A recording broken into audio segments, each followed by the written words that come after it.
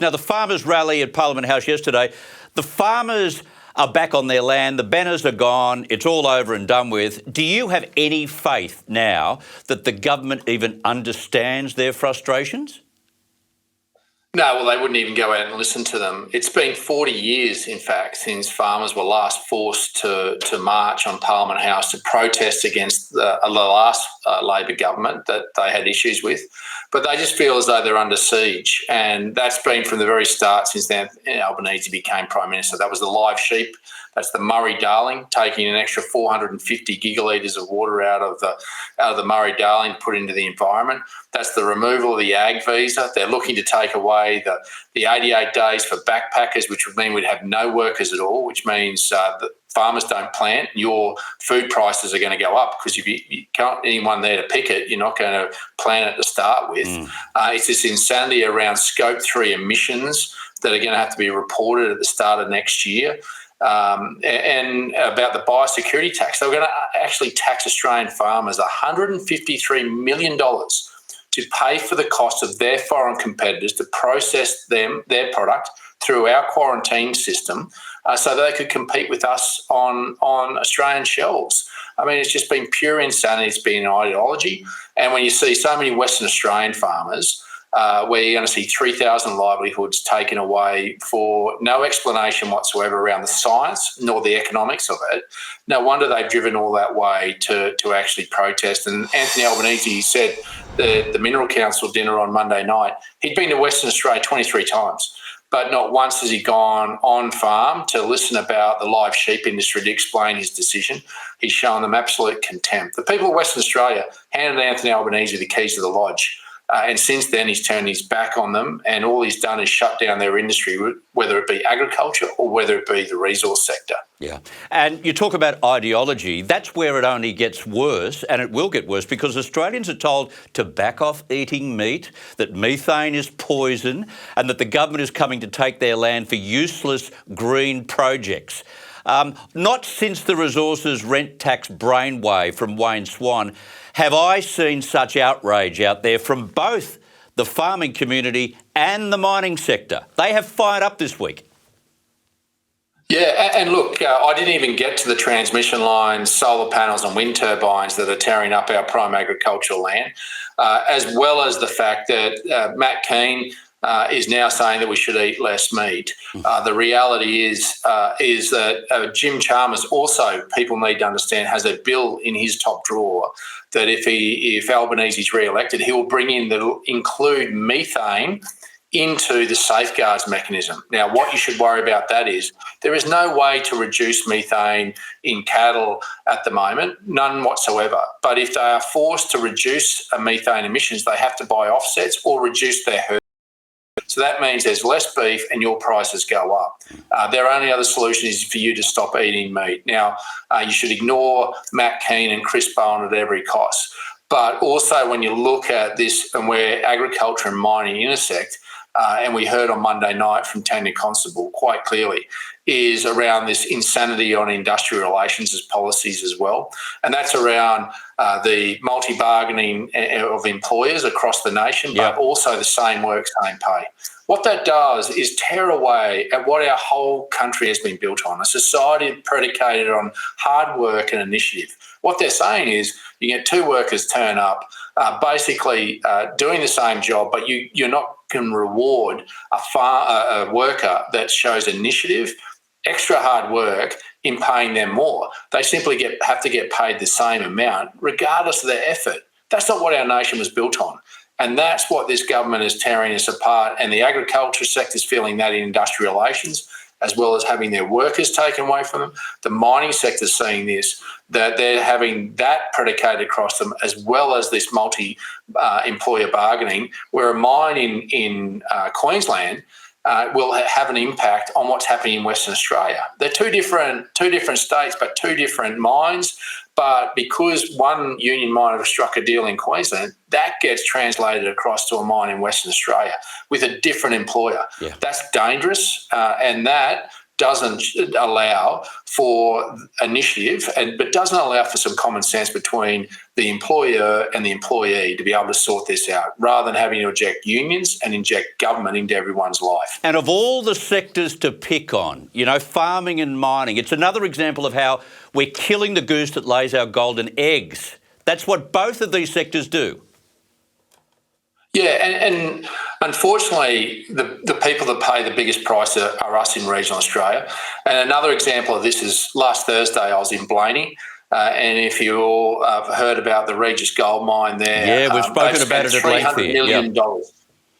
$300 million, 5 years, lived up to every part of the application process, both on a cultural level and an environmental level, got and met every hurdle, and even on a cultural level. And then for the minister, after her own department had approved the mine, had said to, and the minister then went against it on a cultural basis, despite the fact that that Indigenous group was struck out by an independent panel after public hearings in Orange itself, and were given every opportunity to prove their claim over it.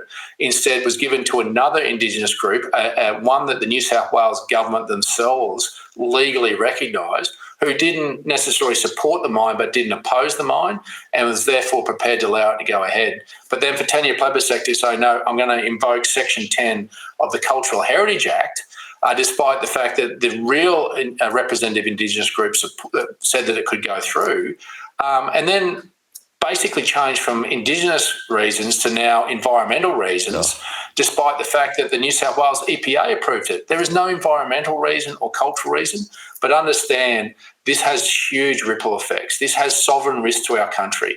And I was in Western Australia 2 weeks ago, and all the big resource companies are watching Blaney, watching Tanya Plibersek, watching this government about their approval processes. There is no reason in this country now that we should not have a time cap on approvals, both on environmental and cultural approval process. We have all the environmental data. Yep. We now have all the registered Indigenous representative groups predicated at the state level, legislated, that if an application for whether it be a mine, a road, or even a dam for a farm, that we shouldn't be able to give that certainty to those applicants to say that we should have a time that we can say that we can give them that process because we have the data, and if they have to make good or have offsets or whatever it may be, that we can do that quickly. That creates investment certainty. That creates an environment where capital flows into regional areas, into mines, into agriculture sector, and even just getting some roads built, that we can give that certainty. We are tying ourselves up in knot. We are creating an economy for consultants to run around and do reports that's costing the Australian taxpayer heaps of money. Yeah. So why wouldn't we say, let's use the smarts that this country has, the data that we have, and say that if they put an application in, we can use that data to say that we can give you an approval or a decline within a certain period, rather than letting these projects go on for 4, 5, sometimes 10 years. That is unproductive. That's not driving our economy. That's not going to create jobs. And that's just common sense that I think we should start to instill in our approvals process at a state and federal level. That would drive our economy far quicker than anything else we could do. But David Littleproud, you are proposing a grown-up approach. There is nothing about what occurred out of Blaney that was grown up at all. It is a disgraceful reflection on the Labor government and in particular the Environment Minister Tanya Plibersek. But put Blaney aside, no doubt we'll come back to that. The likes of BHP are seen as the enemy somehow by Labor. But as they rightly pointed out this week, David, they are the ones who finance our health sector. Yeah, well, and everything else. I mean, if it wasn't for resources and if it wasn't for agriculture, then the bills would not be paid. No. And particularly if you just cast your mind back to COVID-19. If it wasn't for those two industries, the rest of the economy was put underneath the doona. Those two industries kept on paying the bills. And in fact, we came out of COVID-19 better than what our economy was before we went into it, because we actually created an environment for them just to get on and do business. But what's happened subsequent is we've tied them up in knots with industrial relations policies that are holding them back, and we're taking away that confidence. And for BHP, who are one of the biggest investors in regional Australia, to sit there and, in fact, in my home state of Queensland, now looking to divest themselves of coal mines in Queensland because of not only the red and green tape, but also, I've got to say, what the Labor state government has done is imposing the highest royalty tax in the world on them. And all to go back to the state government, they have lost confidence. There is a sovereign risk. And what governments need to do is create an environment to attract capital, because governments don't create jobs, businesses do. The only jobs we create, you pay for. And in fact, if you look at the last budget, there is 36,000 new public servants coming to Canberra under Anthony Albanese, costing you $24 billion. All we need to do is create the environment for the BHPs of the world to go out there and to bring their capital to invest and to create the jobs. That's how you get this country going. That's how you get your terms of trade going in the right direction. That's how you pay for your schools and your doctors and your hospitals. That's how an economy should work. We don't need to reach in. We need to reach out and let them do the heavy lifting by just creating that environment and infrastructure around them. One final concept I want to put to you, and Peter Dutton warned of the perils of a minority government today, ruled by crazy Greens and, as I like to call them, the Gucci Teals. This is a real prospect next year, is it not? Well, if elections held today, it's a likelihood. I have the confidence that Peter Dutton and I can take this country over the next 8 months. I think election will be April, May. I think that we'll be able to articulate a clear vision that's different from the one that people are experiencing at the moment, that we can win. And I have every confidence we can do that. But if it's held today, you will have absolute chaos here, where Greens and the Greens with trust funds, the Teals, will be running this show along with a few other independents.